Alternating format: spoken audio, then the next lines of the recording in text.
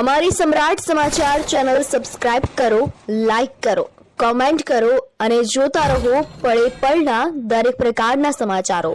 તળાજા તાલુકા પંચાયત પ્રમુખ રાણાભાઈ સોલંકીનું જૂનાગઢ ખાતે સ્વાગત કરવામાં આવ્યું। ભાવનગર જિલ્લાના તળાજા તાલુકા પંચાયત કચેરીમાં કુંડેલી સીટ ઉપરથી જીત મેળવેલ અને બેલડા ગામના વતની રાણાભાઈ સોલંકી પોતે તાલુકા પ્રમુખ છે। લોકોના નાના મોટા પ્રશ્નો માટે રાણાભાઈ સોલંકી દ્વારા હંમેશા પ્રશ્નોનું નિરાકરણ લાવવા પ્રયત્ન કરવામાં આવતા હોય છે અને પ્રેમાળ સ્વભાવ ધરાવતા રાણાભાઈ સોલંકી સારું એવું નામ ધરાવે છે।